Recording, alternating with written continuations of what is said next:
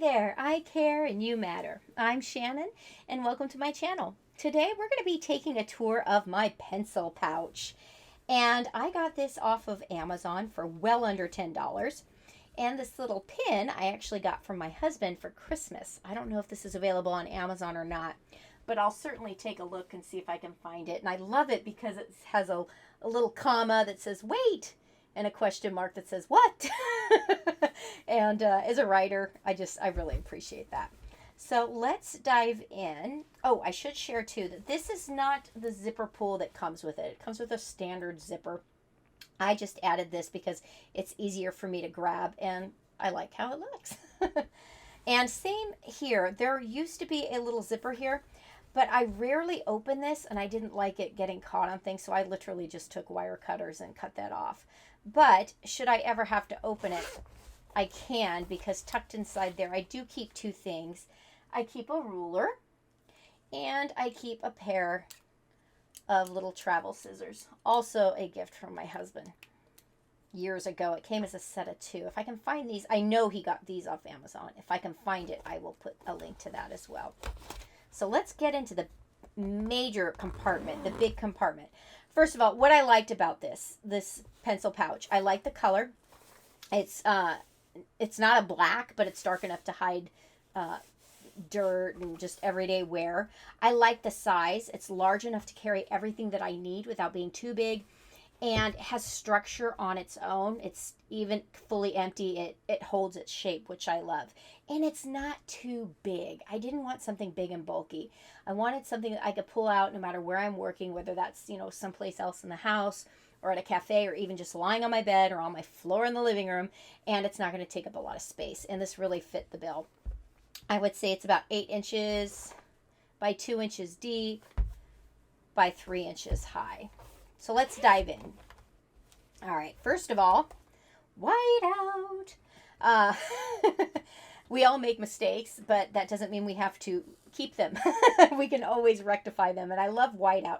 I don't like the whiteout tape. I don't like those dispensers. While I admit they can be fun to use, and they don't dry out like brush-on whiteout does, I don't like how they peel off the paper. I don't like how they feel to write over. I would much rather just paint on a little bit with a little sponge, and in a few seconds I'm ready to go, and you can't really tell at all if you do it right. And while it does eventually dry out, it's so inexpensive. I don't mind buying that, and I love how this just fits standing up in the corner or the side far end of my pencil pouch. So that's always in there. Next, maybe this will be a surprise, maybe it won't, but I keep a set of 6 of my favorite barrel style pastel, very mild color Sharpie highlighters. And I don't necessarily use them for highlighting. I use them for color coding because I actually use other highlighters for highlighting. Let me see. I don't even keep it. Do I keep one in here? Wait, I do. I lied. I use the Sharpie Clearview highlighters that are far more neon. They're very, very bright, and they're much smaller. They highlight a smaller width of line. And so these highlighters I use for highlighting things like in my planner, or if I printed an article. Yes, I do that. If I'm really into an article or if I want to study it, I print the darn thing out and then I write in the margins and I highlight. Yes, I'm one of those people. So I always have a regular highlighter.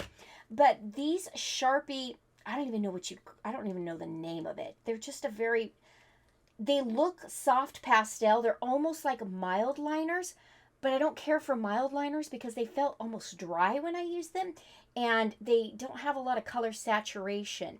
So these are very highly saturated colors. They're beautiful without being obnoxiously neon. So these are my new favorite highlighters, and I will leave a link down below. Again, got these off Amazon.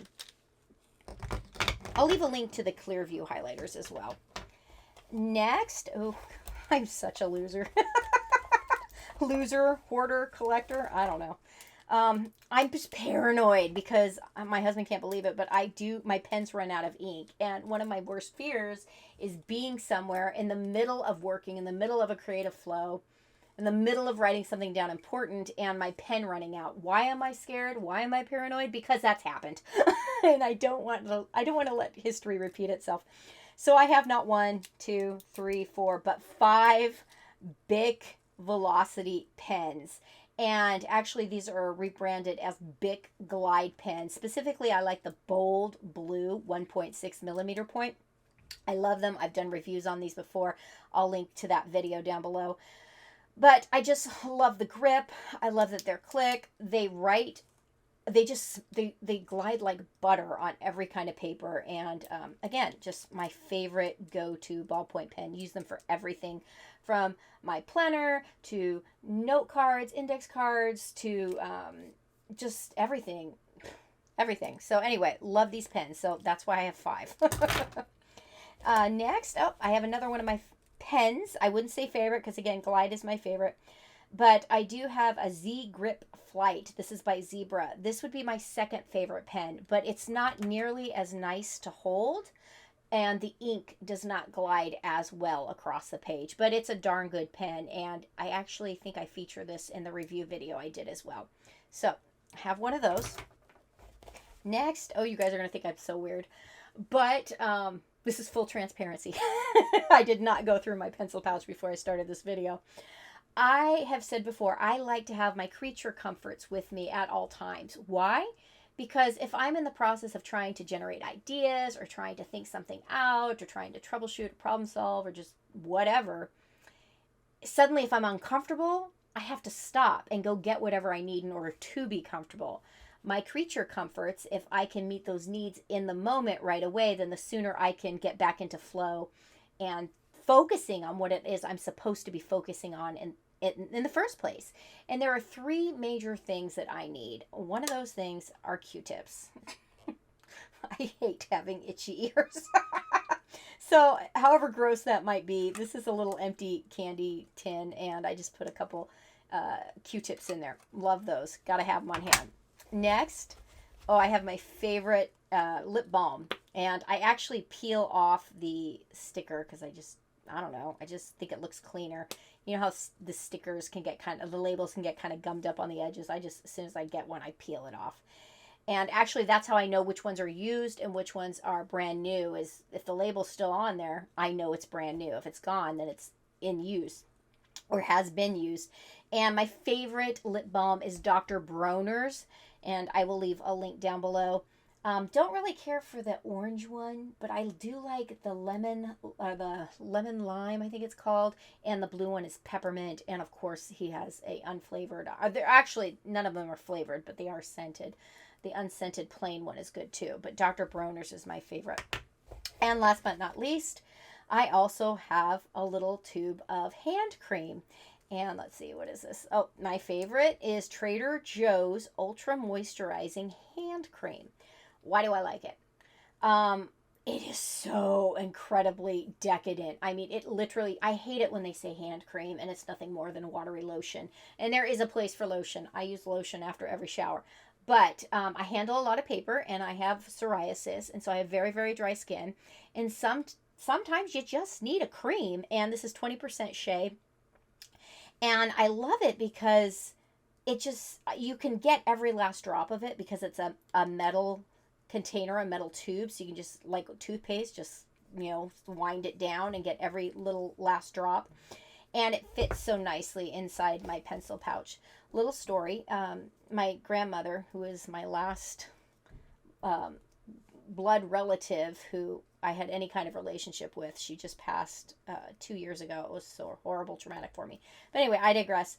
Shortly before she passed away, I picked her up and took her out to lunch, and she died of cancer. And before she passed, she was so, just her hands and her skin everywhere was so parched from the chemotherapy and the radiation that she could not open and close her hands entirely because the skin was just so parched.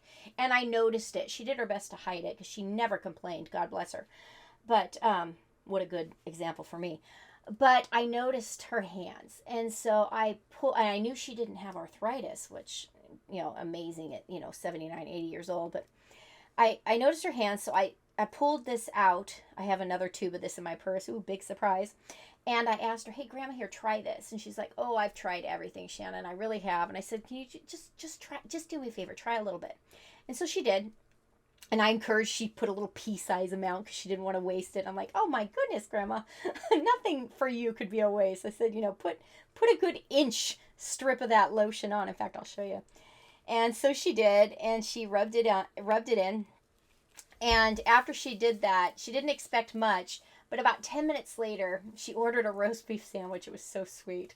She didn't have much of an appetite, but that day she did. But she rubbed it in, and about 10 minutes later, she couldn't believe it because she was able to pick up her sandwich and move her hands. And she just thought that this lotion was the bee's knees. And so I, of course, gave it to her and told her to, you know, take it home and enjoy it. So works wonders for my skin and worked wonders for my sweet grandma's skin. Can't recommend it highly enough. It's Trader Joe's, again, Trader Joe's Ultra Moisturizing Hand Cream. They sell it in a trio and a 3-pack around the holidays. I think it's meant as a gift pack, so you can get it then.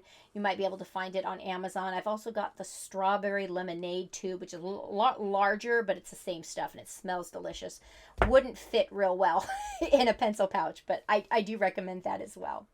So there you have it. I hope you've enjoyed this tour of my pencil pouch and everything I keep inside. Even though I was embarrassed to even show you some of my things tucked inside, such as Q-tips. But there you have it. If you have liked this video, I ask that you pay the fee. What's the fee? Share me. Please consider sharing me with someone who might also appreciate this kind of content.